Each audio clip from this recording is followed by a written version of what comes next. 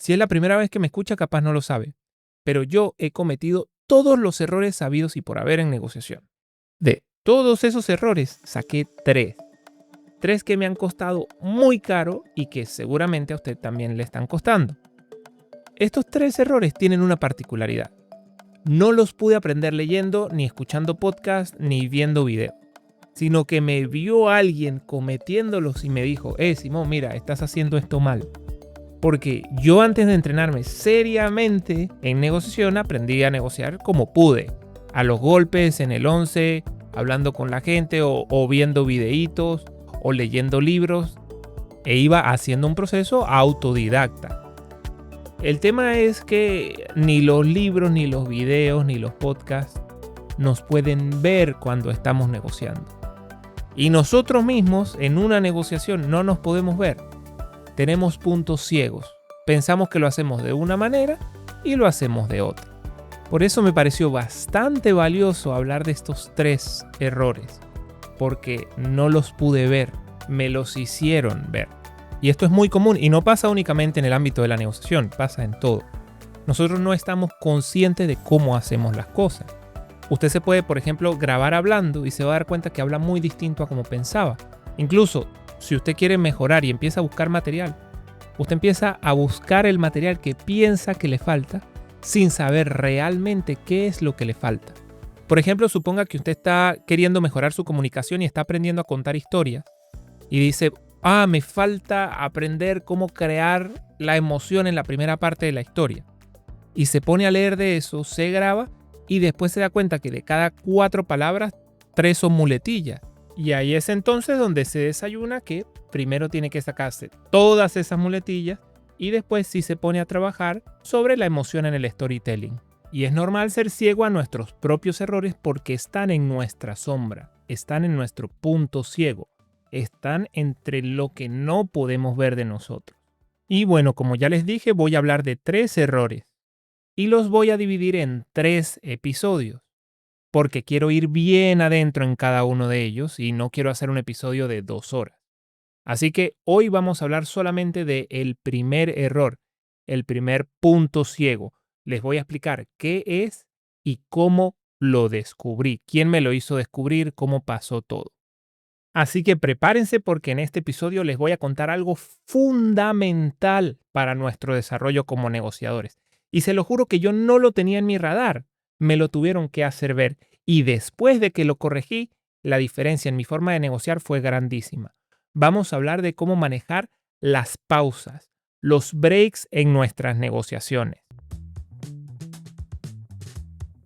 Si usted está escuchando este podcast por primera vez, le digo de qué se trata. Negociación desde cero es un podcast que habla de cómo son las negociaciones en el mundo real, no de cómo deberían ser en el país de las maravillas. Aquí hablamos de cómo es la gente realmente, cosas que nadie se las va a decir. Porque el mundo de la capacitación en negociación y ventas está lleno de gente que actúa muy distinto a lo que predica. Aquí en Negociación desde cero no hay máscara. Hablamos de la naturaleza humana. Por qué somos como somos y cómo protegernos de los demás y de nosotros mismos. Y ojo, aquí usted no me va a ver copiando contenido que puede encontrar en cualquier lado. Muchas veces veo el mismo contenido que lo anda explicando todo el mundo. No le cambian ni una coma. Y eso es porque alguien lo escribió, puede ser un experto, una revista, y todos lo replican, todos lo copian. Lo que va a escuchar aquí en este podcast es único, hecho y producido por mí. Es lo que viví, son mis experiencias y mis estudios. Y le recuerdo, tanto si me escucha por primera vez como si ya viene conmigo desde hace tiempo y no lo ha hecho, es imprescindible para que no se pierda nada de mi contenido que se una a nuestra comunidad de WhatsApp de Negociación desde cero, que es totalmente gratuito. Es gratuito unirse y gratuito salirse, así que se une y si no le gusta se sale. Ahí comparto todo lo que no puedo o no quiero compartir públicamente por el podcast. El link a la comunidad está en la descripción de este episodio, es lo primero que va a encontrar. Toca el link y lo va a dirigir directamente a la comunidad de WhatsApp. Bueno, los espero por allá y vámonos con el episodio. Bueno, resulta que yo no siempre fui negociador. Yo primero fui diseñador, después vendedor y después negociador. En mi etapa de vendedor decidí profesionalizarme en ventas, porque mientras más vendía, más cobraba. En ese momento yo ganaba por comisión. Total que la manera que encontré para profesionalizarme fue leyendo libros y viendo contenido en internet. Y entre todas esas cosas encontré a un negociador que se llama Kwame Christian, que tiene un podcast de negociación en inglés que se llama Negotiate Anything. Y me gustó mucho la forma que tiene de abordar la negociación y entonces me compré el libro también. El libro se llama Finding Confidence in Conflict, Encontrando confianza en el conflicto. Me gustó mucho la manera en la que él hablaba, me gustó su filosofía y decidí aprender su método de negociación al mismo tiempo que estaba aprendiendo el de el profesor Tobón. Y a medida que iba leyendo, le iba viendo más sentido a este método de Kwame. Se llama el Compassionate Curiosity Framework. Bueno, aprendí muchísimo del libro, de la metodología y también del podcast que tiene, porque tiene 1500 episodios de contenido. En la medida en la que iba aprendiendo, Kwame se iba volviendo para mí una estrella, un modelo a seguir. Un Messi de la negociación, así lo veía yo.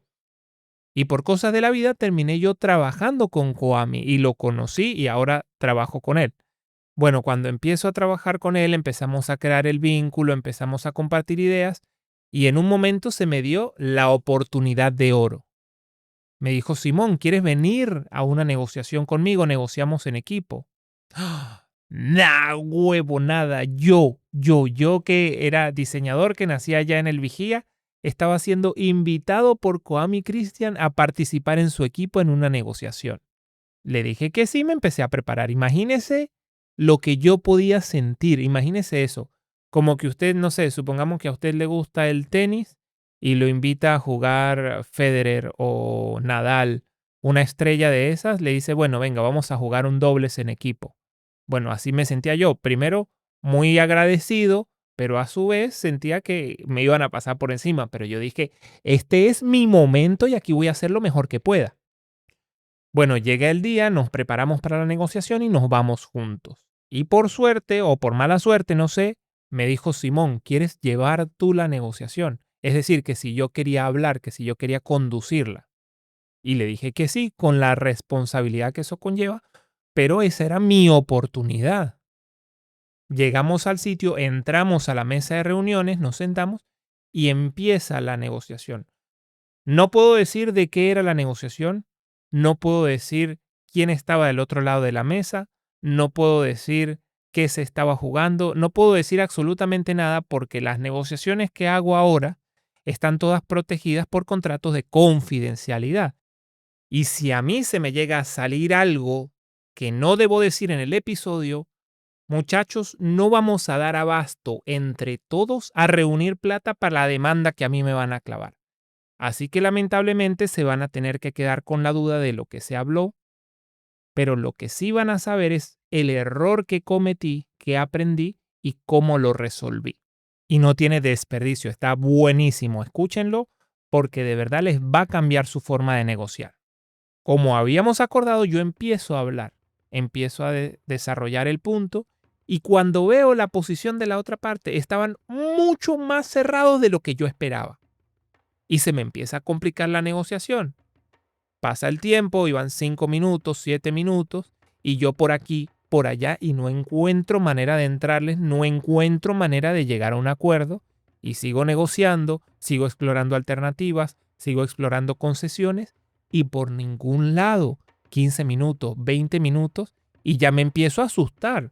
No solo por no llegar al acuerdo, sino porque dije, más nunca me invita Kwame a una negociación, más nunca. A la media hora ya me empecé a frustrar y empiezo a hablar, claro, con cierto nivel de frustración, pero no lo noto. Y la otra parte, pues, como un espejo, empiezan a adoptar mi energía, porque eso pasa mucho en la negociación. A veces nuestra propia energía contagia a los demás. Y empezamos como en una suerte de medio pelea, medio negociación rara, pero yo sentía que podía llegar al acuerdo y la ilusión me decía, tienes que llegar al acuerdo y yo estaba súper positivo, pero estaba como trancado al mismo tiempo. Entonces yo sigo insistiendo, buscando alternativas, buscando maneras, pero mi voz empieza a subir y Kwame, que estaba ahí pero no había hablado, me mira con el rabito del ojo, me pone la mano así perpendicular, como perpendicular al piso, pero como en un gesto de cálmese. Y cuando hago contacto visual con él me dice, Simón, tranquilo. Y ahí me callé. No dije absolutamente más nada. Y de ahí en adelante, Koami tomó las riendas de la negociación. Y lo primero que dijo fue, señores, vamos a tomar un receso. Simón y yo vamos a ir a tomar un café y en 15 minutos volvemos a la mesa. La gente dijo que sí, ellos se pararon también, no sé qué hicieron, pero fuimos a un break. Llegamos al cafetín y cuando nos estábamos tomando el café le pregunté a Koami. Le dije, Koami, estábamos cerca del acuerdo. ¿Por qué frenaste la negociación en ese momento? Y me dijo, Simón, es una trampa. ¿Cómo una trampa? Nos quieren estafar. No, no. Es una trampa que sientas que estás cerca del acuerdo porque pasó mucho tiempo. Y claro, yo quedé perdido con lo que me dijo. Le pido que me explique y me dice, Simón, el cerebro, después de los 30 minutos de negociación, deja de negociar y se empieza a defender. El hecho de sentir que estás más cerca del acuerdo es una trampa del cerebro. Pero si vamos a un break, estamos más cerca del acuerdo que si nos quedamos negociando. Y claro, eso me volteó la cabeza. Es primera vez que escucho algo así. Y me dijo, Simón, vas a ver que volvemos, negociamos 5 minutos y cerramos el acuerdo, porque ya sabemos lo que los otros quieren. Lo que falta es ordenar las ideas, bajar las emociones y cerrar el acuerdo. Y dicho y hecho. Fuimos y cerramos el acuerdo tal cual como Koami me lo había dicho. Y eso fue un gran aprendizaje para mí, porque la verdad que yo jamás hubiese buscado por mi propia cuenta el valor de los breaks y de las pausas en la negociación. Nunca se me hubiese pasado por la cabeza. Yo no me daba cuenta que yo cuando empezaba a negociar nada me paraba. Eso solo pudo venir de la mano de alguien que me viera negociando y que tuviera más experiencia que yo. Y una vez que aprendí eso fue mucho más fácil hacerme consciente y buscar información. Así que terminé estudiando más acerca del tema de los breaks en la negociación. No le pregunté más a Kwame porque ya me dijo suficiente y no le estoy pagando para que me dé clases. Así que me quedé con ese consejo, pero después busqué el sustento científico de lo que pasó. Y encontré un estudio muy bueno que quiero compartir con ustedes. El estudio es bastante largo, así que no lo voy a compartir completo en el episodio, pero voy a dejar el link al estudio en la descripción para que lo puedan ir a leer. Está al alcance de todos, es totalmente gratuito. Eso sí, está en inglés, pero bueno, hagan un esfuercito, de alguna manera lo traducen si lo quieren leer y se van a dar cuenta del tremendo estudio que les estoy dejando ahí. Obviamente no está hecho por mí. El estudio está hecho por la Asociación Internacional para el Manejo del Conflicto, IACM, y se llama When There Is No ZOPA. ZOPA es ZOPA, que significa Zone of Possible Agreement. When There Is No ZOPA, Mental Fatigue, Integrative Complexity, and Creative Agreement in Negotiations. Cuando no hay zona de posible acuerdo, fatiga mental, complejidad integrativa y acuerdo creativo en las negociaciones. Y está hecho por 3 personas que lo pueden ir a leer porque no me voy a poner a leer nombres acá. Que por cierto me parece muy complejo el nombre que le dieron al artículo y no se entiende bien. Pero en sí lo que ellos querían demostrar era cómo afectaba el cansancio en la posibilidad de acuerdo en una negociación. Para entender lo que ellos hicieron, primero tenemos que entender bien lo que significa Zone of Possible Agreement, la SOPA. Esta zona es un punto en el que las dos partes en una negociación pueden llegar a un acuerdo. Vamos a poner un ejemplo. Si yo estoy vendiendo un carro y lo menos que acepto es $10,000 y la otra persona lo más que puede pagar es $9,000, no hay sopa porque no hay un punto en el que los dos podamos llegar a un acuerdo. Ahora, si yo estoy vendiendo un carro en 10,000 y esa persona puede pagar hasta 11,000, hay una zona de acuerdo que es entre 10,000 y 11,000 y tenemos que encontrarla en la negociación. Eso es el SOPA. Entonces, ¿qué hicieron en este estudio? A ver, es muy largo y lo probaron 4 veces. Lo que ellos querían probar era cómo afectaba la fatiga mental en las negociaciones. Y de los 4 estudios que hicieron adentro de este estudio, yo voy a hablar de uno porque si no se me va a poner muy largo el episodio y además es comprobando el mismo punto. Ellos lo tuvieron que hacer 4 veces porque al ser un estudio tenían que demostrar que no había ningún tipo de prejuicio por edad, por ubicación geográfica y por tipo de actividad. Así que de los 4 experimentos yo agarré uno solo. Fíjense cómo lo hicieron. Ellos agarraron un montón de gente y la dividieron en dos grupos, compradores y vendedores de una casa. Y no les dieron sopa. Los compradores tenían que comprar máximo a 900,000 y los vendedores tenían que vender mínimo a 1,100,000. Así que no había sopa posible, repito. Los compradores máximo podían dar 900,000 y los vendedores podían aceptar mínimo 1,100,000. Y tenían para hacer el estudio un lapso de 8:30 de la mañana a 12:30 del mediodía. Entonces, ¿cómo era? Hacían negociar a un comprador con un vendedor y después de 30 minutos de negociación veían cuál era el acuerdo al que habían llegado. Pero de 8:30 a 12:30 iban a pasar solamente media hora negociando y las otras 3 horas y media iban a estar en una clase resolviendo problemas. Lo que pasa es que había gente que negociaba primero, por lo menos a las 8:30, de 8:30 a 9, y después de 9 a 12 tenía que hacer los ejercicios. Y había gente que tenía que hacer ejercicios de 8:30 a 12 y negociar a las 12:30. Total, que había gente negociando en distintas horas y cuando no estaban negociando estaban resolviendo los ejercicios matemáticos y lógicos que les ponían en la clase. Y esos ejercicios eran bien mal paridos para cansar a la gente, para fatigarla. Total, que había gente que negociaba fresquita a las 8:30 y había gente que le tocaba negociar después de 3 horas y media haciendo ejercicios mamarrudos. El cansancio era muy distinto entre los dos grupos. Entonces, ¿qué pasó? El grupo de las 8:30 que estaba negociando fresquito no tenía sopa, pero encontró la manera de llegar a un acuerdo agregando cláusulas, tiempos de pago y toda esa mierda. Y los que estaban cansados de hacer ejercicio y los tuvieron clavados de 8:30 a 12 y después a negociar, decían no se puede llegar a un acuerdo, no hay sopa. Y no buscaban creativamente cómo lograr el acuerdo. Y les recuerdo, las condiciones de compra y venta de la casa eran las mismas para todos los grupos. Y la vaina parece lógica y es lógica.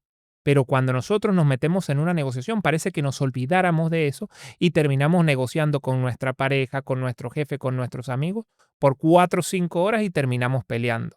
Bueno, y como ese experimento que les acabo de contar, los tipos hicieron 3 más por si quedaba alguna duda. Ahí están, vayan y los ven en el link. Y eso pasa no solo en negociación. Por ejemplo, a mí me gusta mucho el fútbol. Yo voy a jugar fútbol, pero no entreno. Entonces soy un caimán y me canso. Juego los 10 primeros minutos bien. Yo me siento Messi, a pesar de que es horrible. Yo me siento Messi los 10 primeros minutos y después empiezo a hacer más errores de los que hago comúnmente. Porque ya no solo está cansado el cuerpo, sino que está cansada la mente. Y entonces uno empieza a hacer lo que se le da la gana. Eso mismito pasa en la negociación, en la resolución de problemas, en los demás deportes, en todo. Es muy importante estar descansado cuando vamos a afrontar estas conversaciones difíciles. Ahora, lo bonito de esto es que por lógico que parezca, por obvio que se vea, yo no lo podía ver. Porque cuando estaba intentando aprender, pues yo leía de lo que quería y no de lo que me hacía falta. Es por eso también que yo insisto tanto en las simulaciones de negociación, y eso es lo que mayormente hacemos en las clases uno a uno conmigo. Simulaciones porque puedo ver lo que la otra persona no puede ver y además las grabamos y después la otra persona se puede ver. Y eso cambia la perspectiva que tenemos de la negociación. Una cosa es aprender de lo que queremos y otra cosa es aprender lo que nos falta aprender pero no lo sabemos. Por ejemplo, yo tengo un amigo que está aprendiendo español. Yo vivo en Canadá, un país anglófono y francófono, y él está aprendiendo español acá en Canadá. No está inmerso en la cultura y tampoco lo está aprendiendo con un profesor. Entonces él aprende lo que puede, lo que ve en los videos, lo que puede leer por ahí, algo que le genera curiosidad, pero eso lo hace aprender de manera muy irregular. Él en muchas cosas es muy bueno y las tiene muy claras, y en otras cosas que quizás son mucho más básicas, es horrible, porque de manera autodidacta y sin estar inmerso en el país, es muy complejo saber lo que tiene que aprender. Bueno, ya sabe, ¿cómo no negociar como yo? Negocie por 15 minutos y por favor vaya a un break. Negocie por 15, 20, manténgalo bien cortico y después vaya a un break. ¿Qué tan largo tiene que ser el break? Bueno, yo escuché a David J.P. Phillips, que es un especialista en las hormonas, diciendo que el cortisol estaba en nuestro cuerpo más o menos por 13 minutos. Entonces, La regla que yo adopté es negociar por 20-30 minutos y después hacer un break mínimo de 15 minutos para asegurarnos que el cortisol se fue completamente de nuestro cuerpo. Y bueno, hasta aquí el episodio de hoy.